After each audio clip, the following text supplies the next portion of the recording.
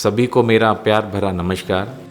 आप सभी ने मेरे पिछले वीडियो में एक छोटे से अंकुर के साथ में मेरा जो संवाद हुआ था उसको सुना।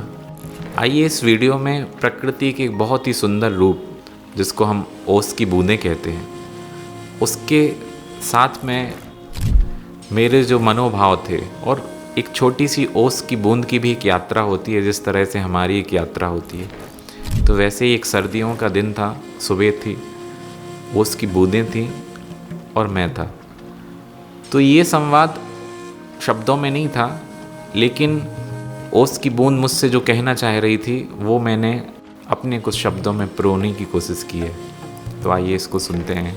रात में आसमान से उतरी अकुलाई सी सरमाई सी, अपनी मंजिल से अनजान, ठंडी हवाओं संग गुनगुनाती, शांति और समर्पण से भरी थीं वो ओस की निर्मल बूंदें धरती की गोद में आ गिरी थीं। किसी घास के तिनके पर, किसी फूल की पत्ती पर या फिर सीधे मिट्टी पर, चाह नहीं थी कोई, ईश्वर की मर्जी में वो खोई थीं वो ओस की निर्मल बूंदें धरती की गोद में आ गिरी थीं। धरती ने उनका स्वागत किया, जिससे भी उनका मिलन हुआ। उनकी सुंदरता थी बढ़ाई, जैसे कर दी हो सुंदर सी कढ़ाई। मांग नहीं करना कोई आया, बिना बोझ के साथ निभाया, फिर भी पहचान नहीं खोई।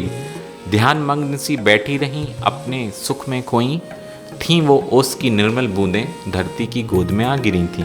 फिर तपस्या का फल आया, सुनहरा सूरज नम में उग आया। उसकी आभासें हो गईं प्रकाशमान, सूर्य उनमें से झिलमिलाया। मोती सा था उनको चमकाया, बिना मांगे था बहुत कुछ पाया।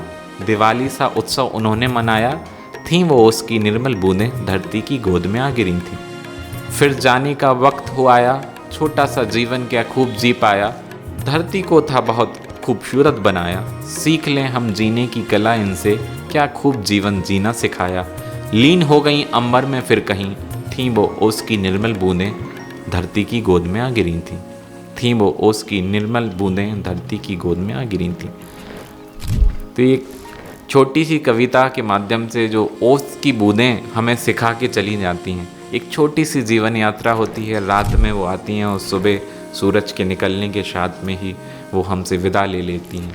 लेकिन जो एक छोटी सी लाइफ में भी हम अपनी इस दुनिया को और खूबसूरत बना के जा रहे हैं, और मैं समझता हूँ कि इससे सुंदर कोई हमारे जीवन का लक्ष्य नहीं हो सकता कि हम जितने भी समय के लिए इस धरती पर हैं, हम इसको और सुंदर खूबसूरत बना के जाएं, किसी को कुछ दे कर जाएं।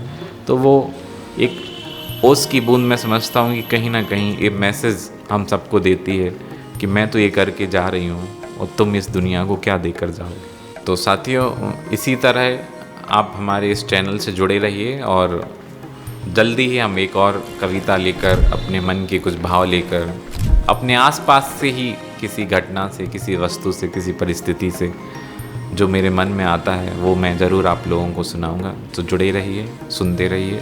कोपलें। Thank you.